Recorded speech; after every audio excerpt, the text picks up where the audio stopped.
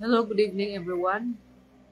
Welcome to our daily devotional. So, today is Friday, February 7, 2025. Ug karon ika-day 8 sa ato ang daily devotional. So, ato ang topic is avoiding mischief. So, ang word na dinhi sa Proverbs chapter 21, verse 23 nga nag-ingon, if you want to stay out of trouble, be careful what you say.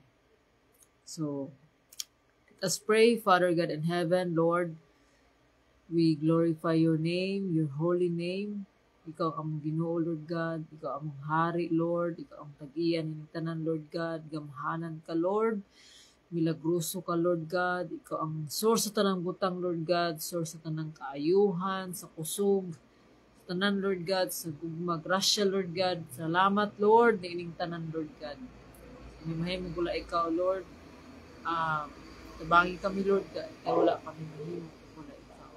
Silua kami, Lord God, sa among mga kalapasan, hinloy ang mga kasing-kasing among hunahuna, o bag-uha, Lord God, ang amo ang kinabuhi.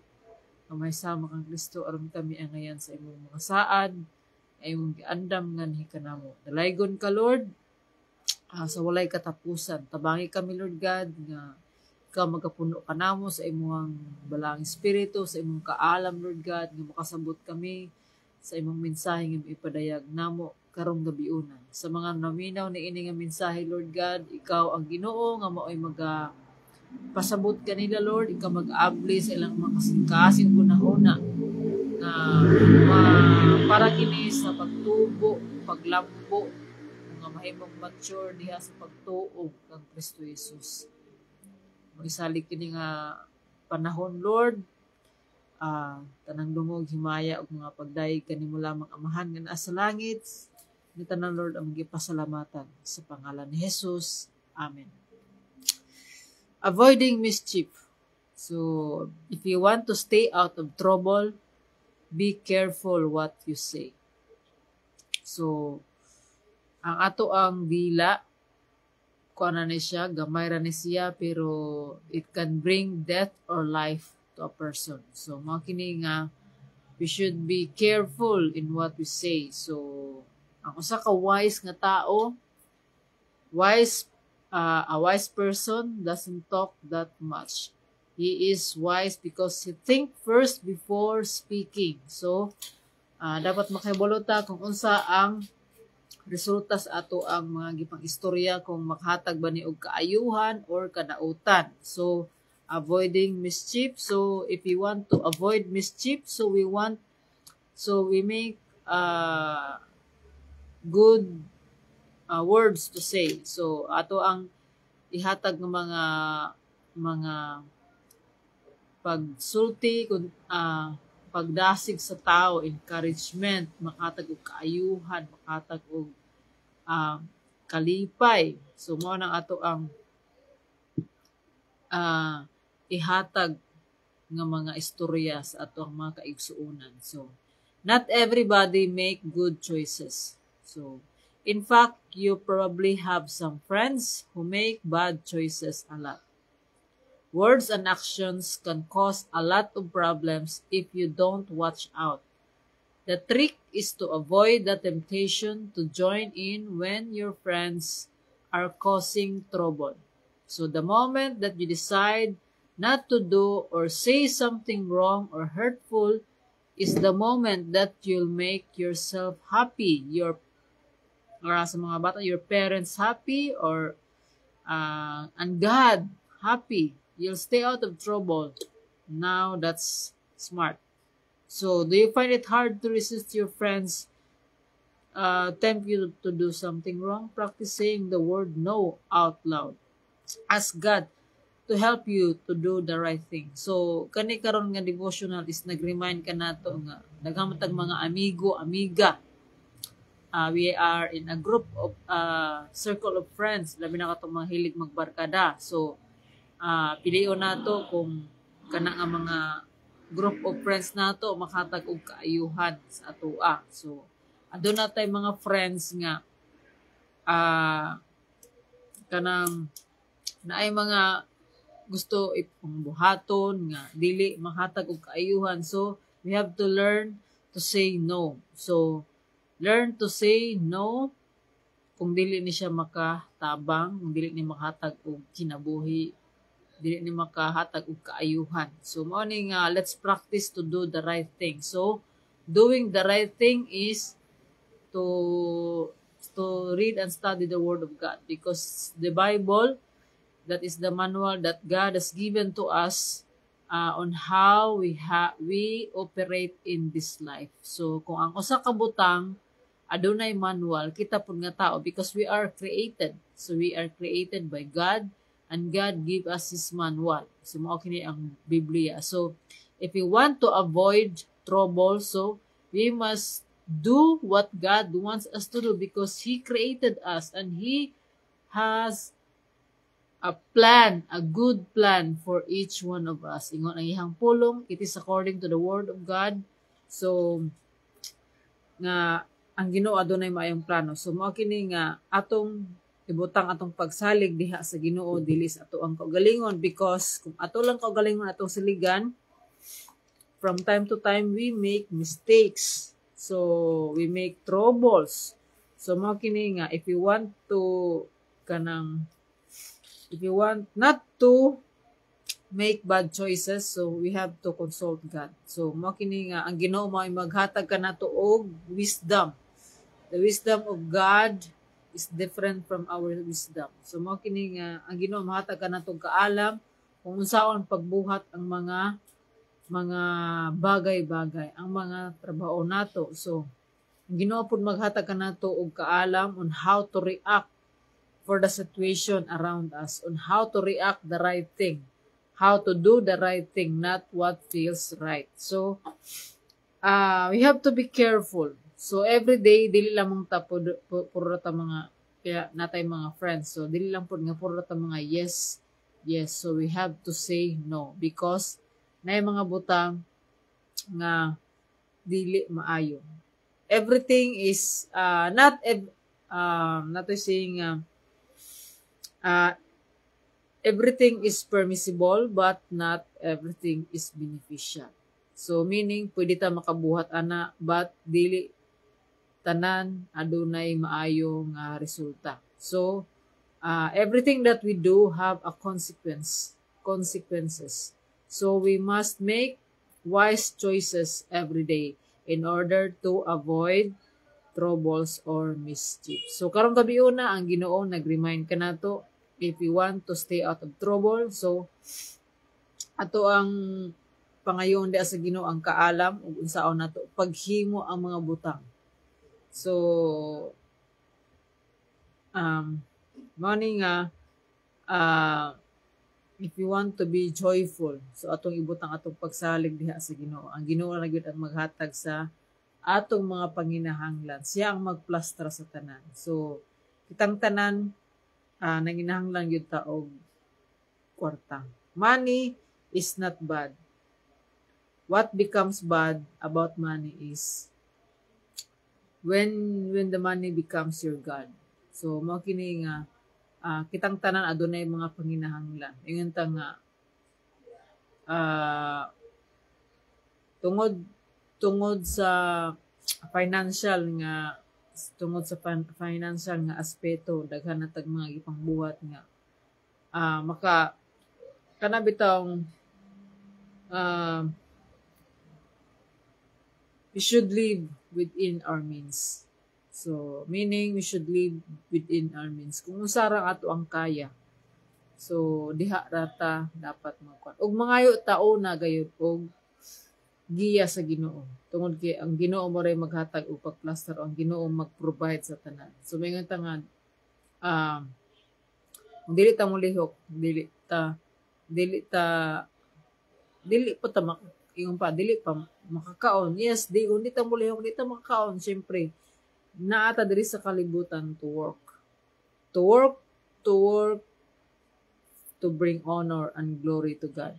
So pero dili but na pasabot nga ang ato rang kaugalingon ang ato ang saligan. Kun dili ingon sa pulong sa Ginoo, trust in the Lord with all your heart, and do not lean on your own understanding. In all your ways acknowledge Him, and He will direct your path straight. So we make plans, but God will direct our path, will give us direction. So kung magsalig ramang ganit ta sa itong kaugalingon, it is a lot of trouble.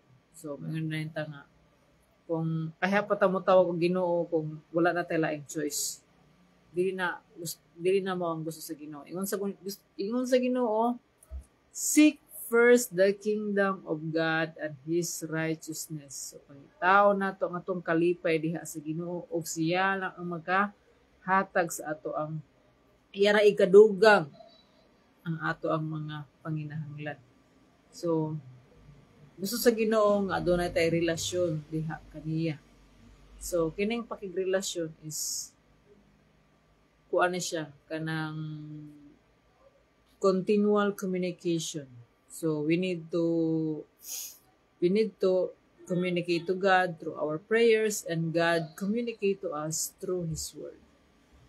And also God will communicate to us through circumstances, through our situations, even those we kanang atong matan-aw, mga videos, mga mabasa. So God is also communicating to us through sa unsa nga mga pamaagi ang Ginoo makikistorya nato. Gusto ang Ginoo nato nga mabalik ta sa iya, because we are separated from God. So wala pa ta nakaila diha kang Jesus. So wala pa si Jesus miluwas ka nato. We are separated from God and we are bound to Him. Mao ni nga tungod sa dakong gugma sa Ginoo, tungod sa kadakong gugma sa Ginoo kanato, dili siya gusto nga maato ta sa kaalautan, the eternal condemnation or eternal hell. So mao kini nga ang Ginoo naga-invite kanato, nakatuptok kanato sa ato ang mga kasing-kasing. Ang Ginoo ni honor sa ato ang choice, sa ato ang freedom to choose. Mao na nga dili siya basta-basta maka-interfere kung walay permission. So pwede ang Ginoo nga mohikap, pero it is our choice to follow God. So daghang tag mga sitwasyon nga ginatawag sa Ginoo, but it is our choice. It is our decision to make God our God, the true one God. Ug mao kini ang dapat nato nga unahon ang iyang gingharian. If we are in the kingdom, if we think like in the kingdom, so kung ang Ginoo mo ay king sa ato ang kinabuhi, siya na ang bahala sa ato ang mga panginahanglan. All we have to do is to obey Him. So what we should obey, mao na nga kinahanglan magtuon ta sa iyang pulong. Because God is true to His promises. God is faithful. God is so patient with us. So same sa ato ang devotional kakahapon nga dili ta magdali-dali. God is patient with us. So mahimutang magpasensya sa ato apong kaugalingon. So to avoid troubles, we should be in the presence of God. We should be always in the presence of God. How? We should study the word. Ingon sa Joshua 1:8, do not depart from this book of the law. Read it, meditate it, and study it day and night. And obey everything that is written on it, and you will be successful. So mao na promise na siya sa Ginoo. Ug ang Ginoo dili tao nga mausab, ang Ginoo dili mausab. Ang Ginoo dili pud matulog, ang Ginoo kanunay nagtan-aw kanato. Ang Ginoo kanunay nga nagtan-aw sa atong kasing-kasing. God knows each one of us, our hearts. Maski ang atong mga secret nga ato ang gitago, kay balo ang Ginoo na wala tay angay matago sa Ginoo. Mao na nga be true to God. Ato ang ipaubos tong kaugalingon. Dili makasulod ang Ginoo sa ato kung atong kaugalingon ato ang ipataas. Kung dili magpaubos ta sa Ginoo kay wala gayud ta. God is still God without us. But we are nothing without God. So, makini nga, to avoid troubles, to avoid mischief, we should be in the presence of God. So, to God be all the glory. So, let us pray, Father God in heaven, Lord. Ang salamat, Lord, sa imong mensahe, Lord God. Siluhi kini, Lord God, o itisok kinis amo ang kasing-kasing, Lord. Amo ning dumdumon, Lord God. Na ikaw lamang, Lord God, ang makahatag ka namo og maayo nga dalan, maayo nga pagkinabuhi, Lord God. Tabangi kami, Lord God, nga mosalig, mutuog mosalig diha kanimo, Lord God. I-increase pa ang pagtuo diha kanimo, Lord. Tabangi kami, Lord God. Reveal ka namo, Lord God, ang imong gahom. Salamat, Lord God. Ikaw ang Ginoo, Lord God, nga mo'y magahikap, magatandog sa mata ko sa, Lord God, nga mga kinabuhi, nga maminaw ni ini nga mensahe. Ikaw ang Ginoo, Lord God, nga angay na mong saligan, angay na mong tagaan og unahon sa kanunay, Lord God. Tungod kay ikaw lamang ang makahatag og katagbawan sa amo ang gitinguha sa amo ang kinabuhi. Lord, salamat, Lord God, sa imong pag-uban ka namin. Ikaw, Lord God, ang magatabon sa amo ang pamilya, Lord God. Kanamong tanan nga matulog, amo pahulay karong gabiuna. Tabuni kami, Lord God, sa imong hamili nga dugo, Lord, nga walay mga buhat sa kaaway, Lord God, na makasamo ka namo, Lord God, bungkaga kini, Lord, sa pangalan ni Jesus. All distractions, Lord God, will be destroyed in the name of Jesus. Salamat, Lord God. Ang tanang dungog, himaya, ug mga pagdaig. Ikaw lamang, Lord God. I-renew amo ang kusog, Lord God, among Espiritu, Lord, nga og mapuhon kami nagalaom sa maayong adlaw, Lord God, to make everything right again, Lord God. Every day is a new beginning. Salamat, Lord, sa imong pag-uban ka namo karong gabiuna. Dalaygon ka, Lord, sa way katapusan, tanang dungog, himaya, o mga pagdaig, kanimo lamang amahan nga naa sa langit. Kining tanan, Lord, ang magipasalamatan ang giampo. Sa pangalan ni Jesus. Amen. Hello, may gabi. Good night. Have a nice weekend. God bless and see you tomorrow. Bye.